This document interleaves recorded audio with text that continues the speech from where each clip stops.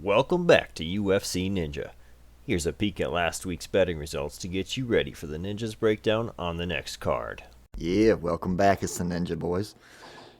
Favorites last week, we had Almeida till it got canceled. So we had Bautista as our favorite. Our parlay was Bautista, Hadley, Sherman. Would have been nice if that Sherman fight came through. Our draw was Tagir versus Manis, and Tagir subbed him out. The fight going the distance, we had Tagir versus Manis and Hadley and Candelario. Both those finished. And Sherman we had by KO was a crazy bet for my producer, and Minner by sub was another crazy bet my producer may or may not have made. So those are last week's bets, boys. I hope you made some money. We hit pretty good on our favorite, and parlay was nice too. Hope you made some money.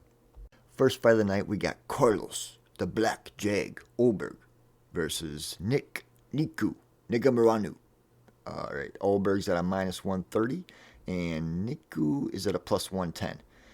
So just looking at it outright, we got Ulberg, kickboxing background, pretty good in round 1 and 2, energy management kind of shit, southpaw.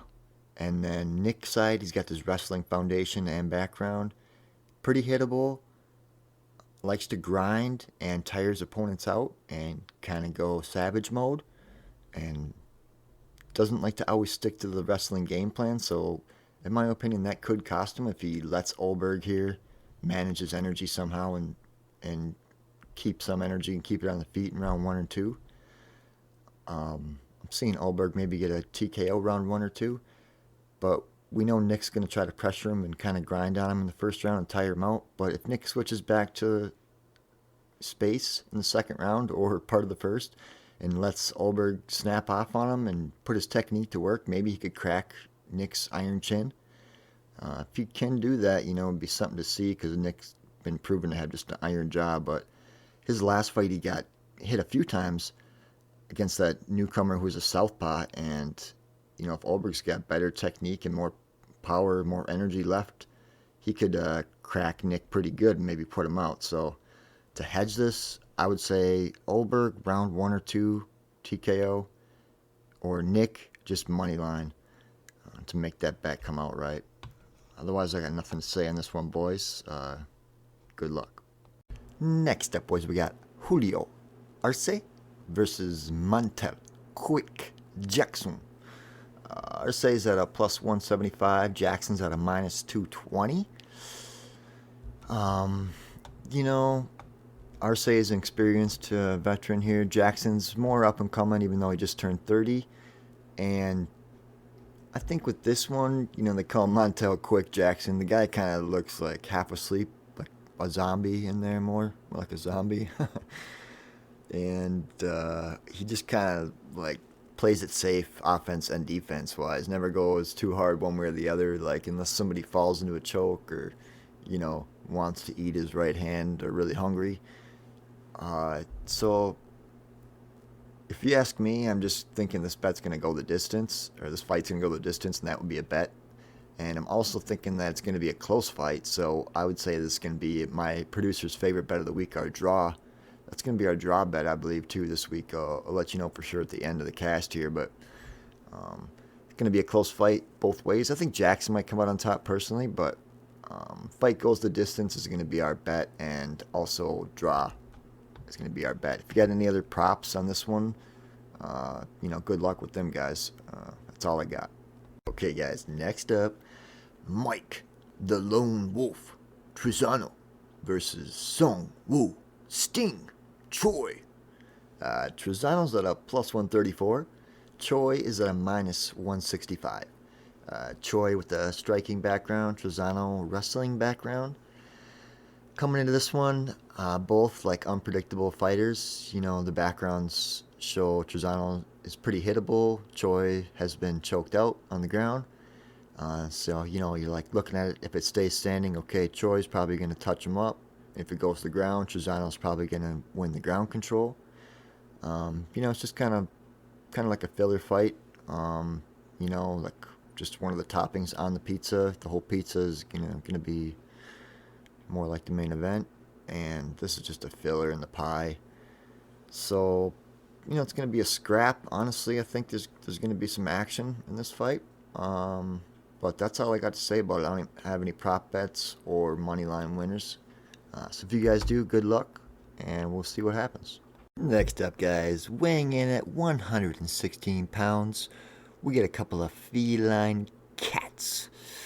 We got Karolina, Kowalkiewicz versus Silvana, Gómez, La Marvada, Juárez. Not even sure if I'm saying any of that right. Don't chop my balls off, Johnny.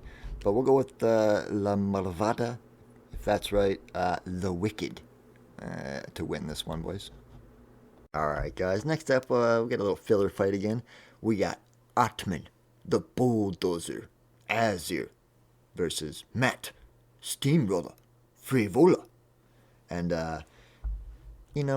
Ottman's at a minus 120. Frevola's even money, but this one, we haven't seen Ottman fight in a while, and Ottman's got a lot of first-round knockouts. Frevola, possibly hittable for sure in the first round, so we could see that happen here. And otherwise, it's going to be maybe just Ottman keeping it on the feet with his Muay Thai, or Frevola getting a takedown and, grinding out Ottman. But Steamroller has a Tits nickname. He's always got his fan base there chanting in the front row, Steamroller. And it's pretty badass for Frevola to have that going for him. And, besides that, I don't got any other breakdowns or bets on this fight besides Ottman by first round KO. Good luck if you guys do, and let's get it. Yeah, so next up we got a pretty cool fight for us. We got Andre, Proud Petroski versus Wellington, the Prodigy, Turman. I gave Andre that nickname. He needs one. He's kind of a badass. He choked out Maximov in his last fight. He comes in strong and hard, ready to fight. He's at a minus 200, and Turman's at a plus 160 right now. We've seen Turman get the sub in his last fight against Serkinov, which was pretty decent. It was up and down first round for him. He was winning, then he was losing for a minute, and then he ended up subbing him. So he kind of looked like Glover. Glover was in his corner, but, he was all beat up and he got the sub. But Turman has fought some adversity now, and he came through in that Serkinov fight where he could have, kind of quit like he has previously. It's like an old video game, when you're playing, you only get 3 lives and you got to beat the boss, and it's like you lose once, okay, you lose again, you're like, all right, well, I know how not to lose now, so now, I got to win. That's kind of what I seen in Turman's eyes in that fight against Serkinov. He had his last life on the video game, and he had to win, and maybe he'll push forward with that and show that Andre isn't quite at his level yet, and he's fought better competition and better skilled opponents. So I don't have any bets on this one, guys. I do feel like it might end inside the distance, but for you, if you got any other bets or predictions, good luck on this one. Next up, Erin, cold-blooded Blanchfield versus Meatball Molly McCann. Looks like Meatball Molly's got more testosterone and Erin's got more estrogen, so we'll go with Meatball Molly on this one. Okay, guys, next up we got Dominick, the Devastator, Reyes versus Ryan, Superman, Spann. And Reyes is at a minus 220. Spann is at a plus 175. Spann's coming off a big win, and Reyes is coming off a knockout loss. So the odds are opposite, but my thoughts are still agreeing with the odds. I feel like Spann used to impress me. I used to thought he may be top 10, and then I was like, okay, he's never going to be top 5 once he lost to Johnny Walker and Anthony Smith. And I see Reyes, he's already made it up to the top 5, and Reyes' looser style that Spann hasn't really fought yet at this high level.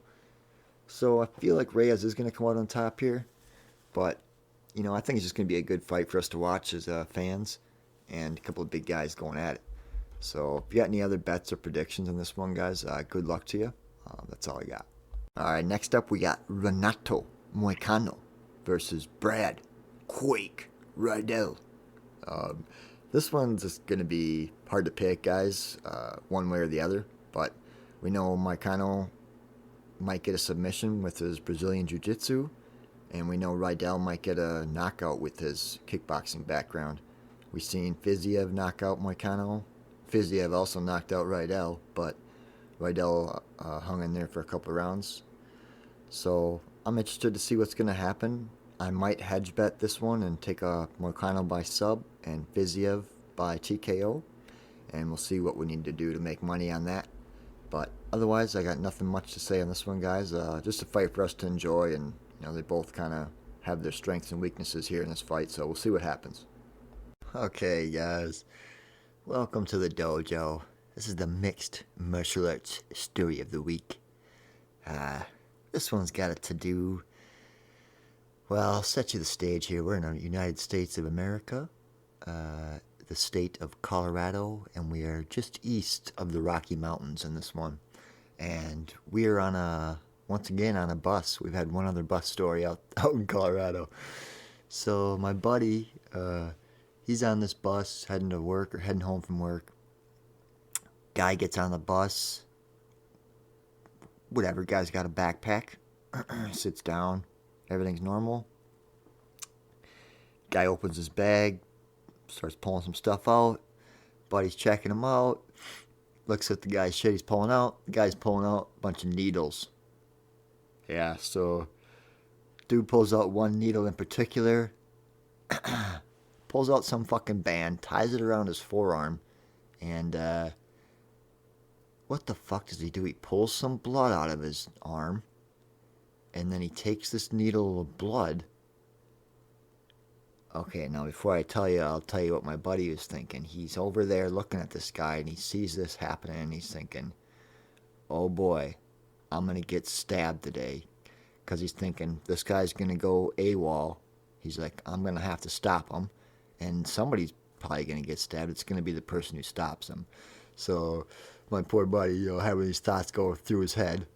Shout out to Warhorse.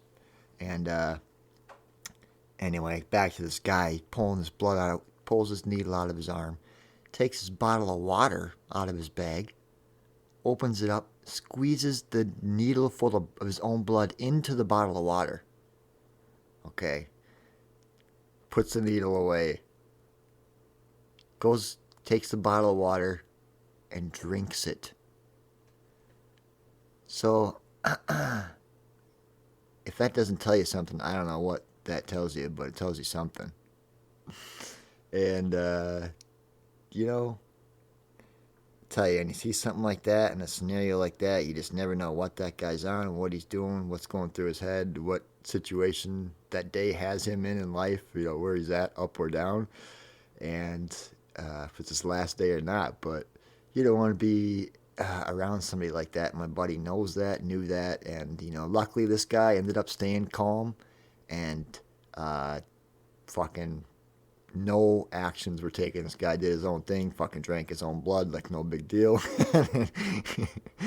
Obviously caused a lot of people on the bus to be really scared, and a few people were ready to probably throw him off the bus. But that's the martial arts story of the week. You want to always be ready. Never know when somebody like that's going to get on the bus in public, and whatever you're doing in public, you might end up on a bus at some point, doing whatever, on vacation, traveling, and it just pays to be aware of what people are pulling out of their duffel bags, and, what kind of position they're at in life and what they're doing with the shit in their duffel bag.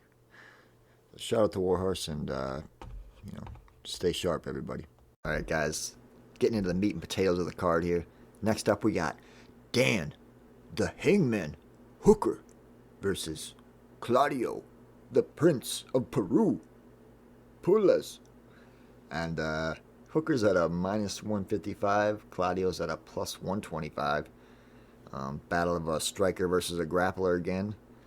I see, in my opinion, Hooker maybe knocking out Claudio here. And the only chance that the Prince of Peru has is a first-round submission, in my opinion. I think after that, Hooker's going to have his timing and stuff figured out where there's no way that he's going to be able to get Hooker to the ground after that. Hooker's just going to create space and either knock the kid out or make him give up. And if I was betting on this, I would say Claudio first round sub's got to be some good odds on that. And then otherwise, we'll see what happens at the end of my cash here when I make my bets. But I might be looking at Hooker by TKO just because he stands in there and throws. He's not afraid to stand in there and throw in the pocket, and we've seen him get knocked out because of that. He goes in there to fight, and it's going to be a fucking first round. In my opinion, it's going to be wild. So, see what happens, guys, but that's my breakdown on this one for you. All right, next up we got Frankie, the Answer, Edgar, versus Chris, the Handsome, Gutierrez. And in this fight, we got Gutierrez at a minus 220 and Edgar at a plus 180. A little bit wild odds for me. I'd be giving Edgar more of a chance than that. Gutierrez, I'm seeing maybe him either beat up Edgar's front leg or catch Edgar with a spinning attack of some sort. Otherwise, maybe Edgar will just out wrestle him here and make it a grinding battle. But otherwise, I don't have any comments or predictions on this one, guys. Kind of a toss-up fight for me. So if you got any bets or predictions, good luck on this one. All right, ladies and gentlemen, we got the official People's Co-Main event of the night. Dustin, the Diamond, Poirier versus Iron, Michael Chandler. Dustin's at a minus 230. Chandler's at a plus 185. Man, if you ask me, the odds should be a little bit closer now that I'm seeing that. It's a little bit interesting to me, but I do think, Dustin's proven himself in there. And so is Chandler to me. He's proven he can be pretty exciting and catch anybody with anything. I mean, he caught Oliveira and Tony. So that's good enough for me to give him a even money chance, and he's at a plus 185. But I'm not going to be making any bets or any real predictions on this one, guys. I think it's just going to be a badass fight. Both these guys train hard with their cardio and their skills. So it's going to be an awesome fight for us to watch, and a pretty big contender fight, too, for the 155ers. So let's enjoy this one, and hopefully you're not betting on it so you can also enjoy this one. But if you are, good luck to you. All right, guys, the main event. Just kidding. Thought we were there. But the UFC decided to throw in some cats in the octagon for us. So weighing at a maximum of 116 pounds, we got Carla, the Cookie Monster, Esparza, versus Weili Magnum Zhang. And, in this one, I guess, technically we'll go with the Magnum on this one. All right, guys. Main event of the evening, for real this time. We got a fucking sweet fight. Hopefully it's going to be straight kickboxing, but it should be exciting either way. We got Israel, the Last Stylebender, Adesanya, versus Alex Stonehands Pereira. Adesanya is at a minus 210. Stonehands is at a plus 170. And, I've seen both of their kickboxing fights that they had. We've seen Pereira knock out Adesanya once, and the other one went to decision. I think that Adesanya touched up Stonehands a lot more. I think that just Alex has a stone chin also. And with the UFC gloves, we've seen Bruno Silva hit up on Alex Pereira quite a bit. And, Stonehands showed that he had a stone chin there. And it's interesting to see that he could do that in the UFC with those gloves as well as the kickboxing gloves. But Adesanya has a lot more power on his punches compared to Silva, in my opinion, at least for a lot longer and a lot cleaner. And when this fight gets into the deeper fight, I think Pereira is going to be a lot more tired than Adesanya. And I think Adesanya is going to make better use of a lot of UFC strikes that Alex doesn't have the experience to use yet. Adesanya, I think, is going to use elbows and, any sort of other slick techniques that he's learned against these other guys in the UFC compared to what Pereira could only do in kickboxing with their rules. So there's going to be a few things I think that are going to make it even easier for Adesanya to piece up Pereira and catch him at some point, potentially get a TKO. But this fight, in the community is probably a 50-50 fight. People people think it go either way. I see the odds, we're in favor of Adesanya, but I do think that Alex Pereira is reliant on his heavy left hand, and if that big heavy left hand doesn't land at some point in the fight, that he could get out decisioned and stuff like that. And I think that Adesanya's got a lot better skill set because he doesn't have a big left stone hand like Pereira to rely on. So this will be a cool fight, great fight, and I see Adesanya piecing him up. So good luck if you got any other bets on this one, boys. All right, guys, you can break down the kicks, you can break down the punches, we can break down the stats. At the end of the day, we got to break down the bets. So here we go, this week's betting platform. We got our favorite of the week is the Style Bender. And my producer's favorite bet of the week, our draw of the week, is going to be Julio Arce versus Montel Jackson. And we're also going to take Arce versus Jackson. The fight goes the distance for a proposition. And the next fight we're going to prop is Hooker by TKO and Claudio by sub round 1. We'll hedge that fight. And another fight we're going to hedge is Moicano versus Brad Riddell. And we're going to take Renato Moicano by sub and Riddell by TKO. We'll see what the odds are on that to make sure that makes sense. And then our parlay this week is just going to be Hooker and Stylebender together. All right, guys, good luck to you. All right, till next week, guys. Life before death. Strength before weakness. Journey before destination. Keep it real.